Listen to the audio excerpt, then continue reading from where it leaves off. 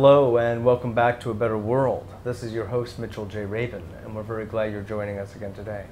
Today we're going to have another very interesting show. We are continuing on with Michael Fitzpatrick, who is a classical cellist and a man who, through his cello, through his playing, is literally changing the world. And we are going with him on this merry, powerful ride. And one of the ways in which that is occurring is through his work with His Holiness the Dalai Lama in the creation, the birthing, the production of this phenomenal CD called, very appropriately, Compassion, which everyone gets to feel and get a sense of simply upon listening. And Michael will be speaking to us about what it has been like to be with, close to, and traveling with the Dalai Lama over the past number of years during this extraordinary journey of the creation of this most powerful piece that stands apart and stands alone in the use of music to bring us as a group, as a collective, as a humanity, to another level, to our next level.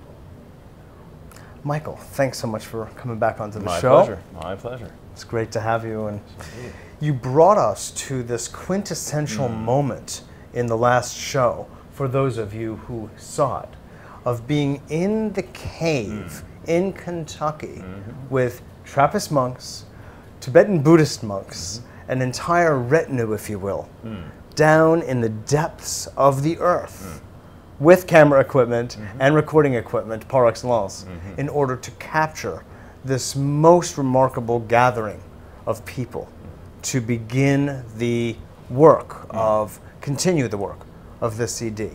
Would you just recreate that a moment, and then we can go from there into what has proceeded from there?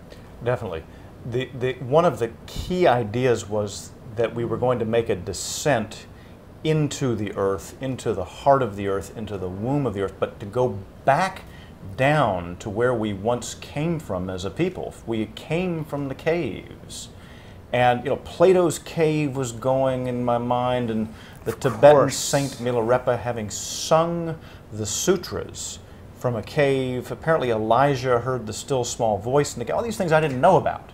Okay? There's an entire archetypal life of the cave in human history. Exactly.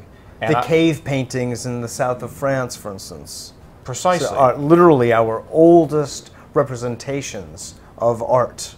The deepest origins, right. And acoustically, there was this idea that we could find the purest source sound possible in a place in which the temperature remains constant at 59 degrees throughout the year.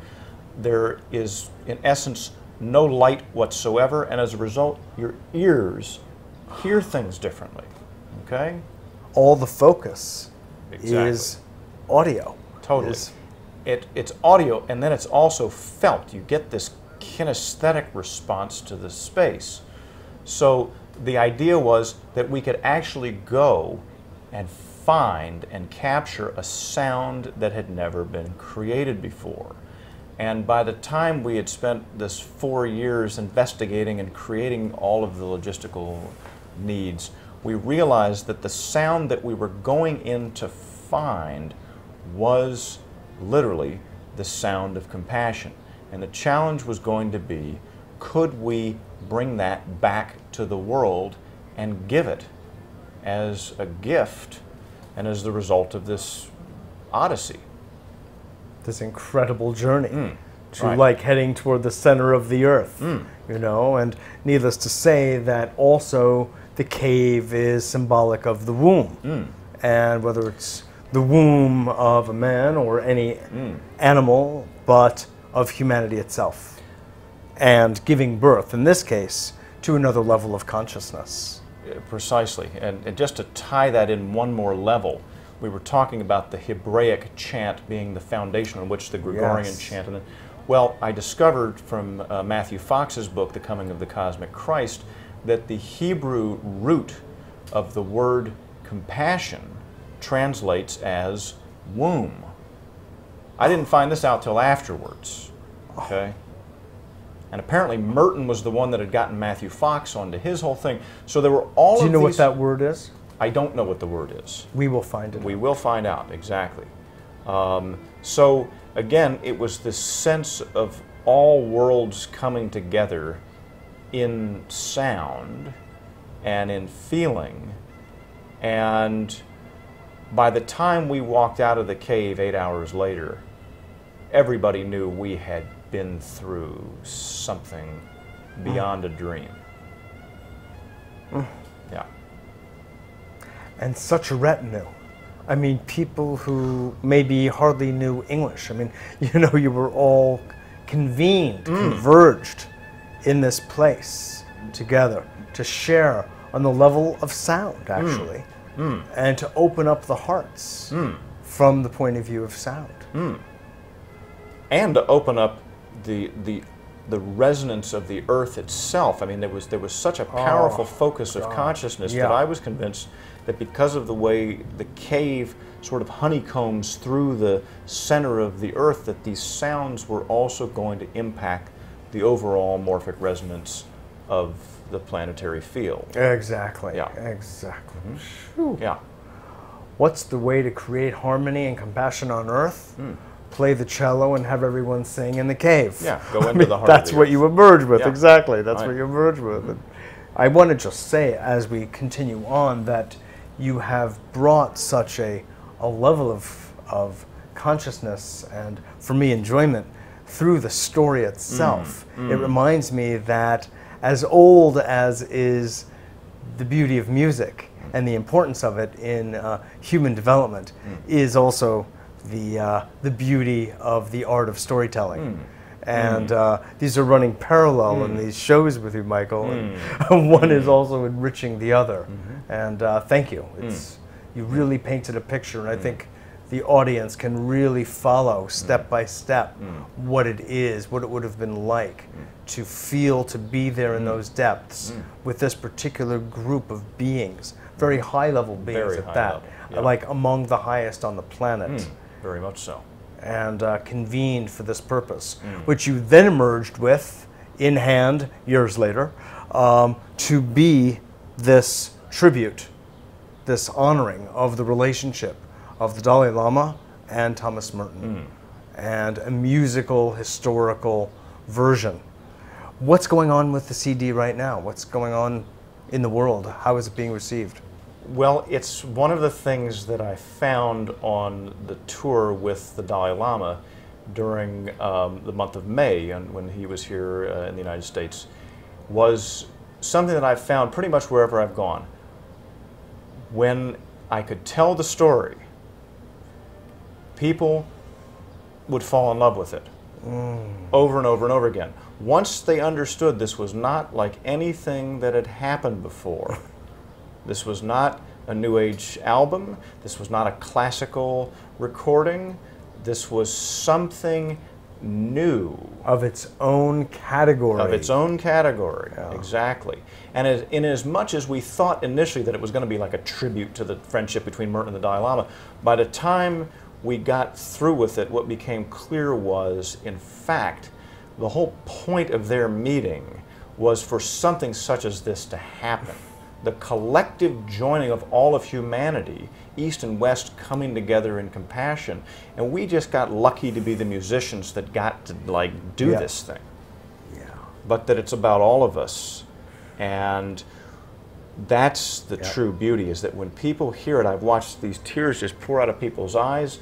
They reach for their heart, and you look at there's this beatific golden light that comes over them. And it's the same experience, which leads me to believe that there's something on this disc that affects all of us in our cells. It's like our cells sing from it. Well, I also feel that at this point in time, that people are feeling such a yearning, Michael, for something beyond our ordinary routine experience of ourselves and of each other. And there's a crying out, if you will, hence perhaps the tears, that is resonating, where we know we need another level of emotional and psychological operation and function in order to actually sustain ourselves, to actually continuing existing as a species. And it means compassion is, I don't think it's any mistake, is a bedfellow of cooperation, you know, and the two are so linked, and only really through compassion do we stand any chance of making it through, because the odds are formidable against us. So what you're bringing forth is so timely, and that it has that frequency, if you will, that energetic resonance to relate to people, and you're seeing it because you've been traveling the world. Exactly. You've been traveling the world with the Dalai Lama and have seen, witnessed, experienced in your own body what is happening. That's what I hear you really say. Totally. Well, that was like, you know, if there was a marketing survey, it was being with people, watching them have human experiences as a result of having listened to this that I just couldn't believe. What is it like traveling with the Dalai Lama? Being of his retinue? Well, it's like you just go into this space where everything is okay and everything feels really good. You're like, it's almost like you feel totally safe to be who you are. So then you start having this experience of completely being who you are. And everybody that's around him in the teachings, like, you know, there were 10,000 people at Salt Lake City, and everybody came in being who they are. There were no masks, there was no posturing, there was nothing. And then to watch them come in that way and then to leave after having had the experience of being in his presence, and it's difficult to get. I mean, I thought I knew, after having worked with him on this for 5 years, been in a monastery, been in an interreligious vigil for world peace, I thought I got it. And then what I got was the opportunity every day to see him step in front of 10,000 people in a different city and completely be whole. And to watch everybody, to see people's commitment to bringing that forth in the world. You know, somebody said something to me very powerfully on the recording set 2 years ago. They said, you know, if we just have the Dalai Lama, if we're just going to pin our hopes on one person, then we're lost. And I think that's what I keep getting from all this is like each one of us has this music inside of us. And that's what's going to change the world. Isn't that true? Yeah. We can use a conductor or two. However, we're the musicians. Completely. Yeah. It's just interesting because there aren't that many people who do get a chance. I agree with that completely. In fact, you know, curiously, the guru model is not one that I find to be, that I believe is going to be the model that brings us into our next step. However, being with a man who is of a lineage, of an incarnational lineage, of such depth and power and importance to the sustenance of his people and now to the sustenance of the world, not just the land of snow. It's just interesting to know and hear about. Did you get a chance to be close to him and to have so-called normal, ordinary conversations?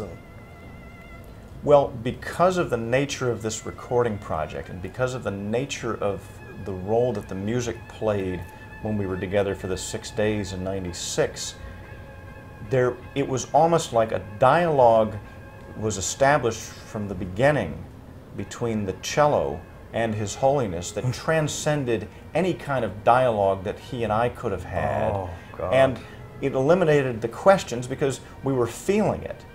So it's been difficult for me to share that with people because it's so outside of the normal way that things are usually set up.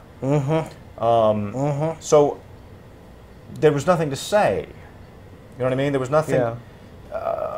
Yeah. And so, but then there were the moments, and the moments were just timeless, magical moments that just, you know. I mean, sure. Yeah, it was just there. Well, you know, there you are passing through an airport, and there you are, you know, taking lodging in a person's home or a hotel, and they're setting up the stage. I mean, you know, there are all these moments that are, from one point of view, very ordinary, and another, you know, can be so very elevated. Totally. So, you know, that's the kind of thing I sort of like, what is a holy man like in the midst of daily ordinary activity? I mean, you know, as they say about some of the great rabbis of the Jewish tradition, the founder of the Hasidic movement, they say, we just wanted to watch him tie his shoes. Yeah. You know, the Baal Shem Tov. You know, we just want to watch him interact with his wife and go, oh, that's how it's done. Yeah. You know, oh, when you're a realized being, that, you know, what are you embodying? What are you saying moment to moment about life? Yeah, and what I kept getting watching the Dalai Lama, being in his presence, was that you matter more to me than I matter to myself. You know, I care about you. You are my first thought. And that was no more powerfully present than when I watched His Holiness come out in front of 7,500 high school students in Portland, Oregon. Oh, yeah? And I don't quite know how to describe what I saw happen, but I watched him come out, and the way he came from the back of the stage, it's like he came up into them. And they got it. And then he sat down, and I remember looking at him, and there was this gold light was like, it was all around his head, and it was splashing off of his forehead, and it was so bright I couldn't look at him. And I thought, God, you know, that's just amazing. I thought, oh no, that's the stage lighting. That's what that is. And then I looked back on him, and it was so blinding. Then I looked, and it was over there was this whole corona, like a cloud over both he and his translator. And for about 2 minutes, I couldn't see him. Okay? And then I finally thought, God, you know, I've been out on the road too long. I've been sleeping 3 or 4 hours a night. It's catching up to me. We're on day 12. And the next day, in the paper, the photographer had captured the Dalai Lama leaning forward like this, and there's this beautiful gold corona of light around him. And I thought, well, that's what I saw. And my sense was, when I watched the crowds and it's like this must have been what it was like for followers of Jesus. I mean, that was the sense I got. This was not some sort of ordinary tour. I mean, I got the sense this wasn't an ordinary Dalai Lama tour. This seemed like something new, and that's what I keep getting from all the interactions. People are looking at each other and they're saying, oh yeah, this is that. This is it, isn't it? And the agreement is yes. That's what I saw on the tour. Everybody was nodding.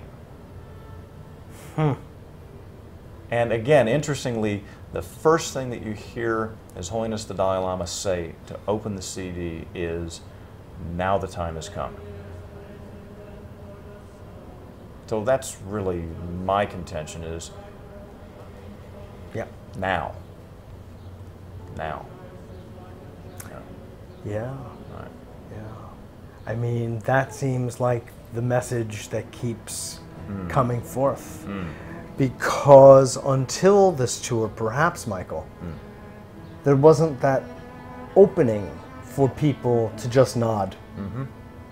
Because there wasn't the inner understanding or the inner relationship to what it was that was going on there in the presence of you all and the Dalai Lama, or in the presence of their lives, knowing that there's something afoul, so to speak, that there's something that smells in the state of Denmark, that that we are missing that vibration of compassion way too much.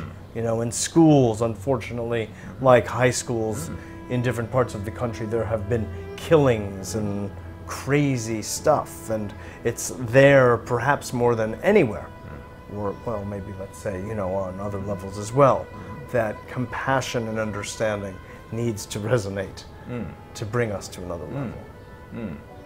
What a story! What It was magic. I've never magical. Seen. Yeah, totally. I mean, how often does one get to kind of travel around and knock around with such a one? I met him many years ago in New Jersey at a small little Buddhist temple, where I swear there were 20 or 30 of us spent the afternoon with him, and it was a blessing. It was an initiation. It was really very informal, and we basically were sitting around having a picnic, and he was there, and just what you described, Michael, is very much the embodiment of the Bodhisattva, where you are more important, where everyone is more important than the one speaking. That is the Bodhisattvic message, and here is the embodiment. Yeah. What were we going to say? Yeah, no question about it. Well, in front of 10,000 people, he made it seem like you and your 20 folk at the picnic. That's what it seemed like. I watched him be that way in every situation. There was never some sense of anything other than we're sitting down together to share some time. What's on your mind? What are you thinking about right at this moment? How are you? Very present. Totally. Sense of real equanimity.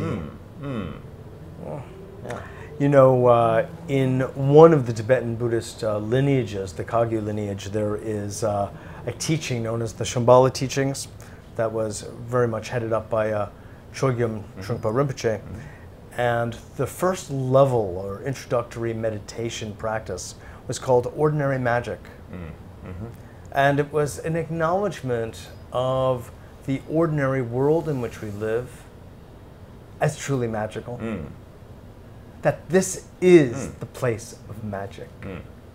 And as they say, you can look at the world either as free of miracles, and they don't exist, or of constant miracles.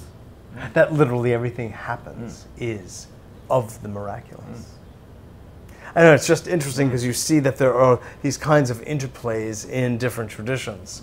And so you say, sitting down and having a bit of an ordinary chat with the Dalai Lama, and what makes it magical is this magnificent presence that he brings, and perhaps even the intention that you were referring to of you are more important.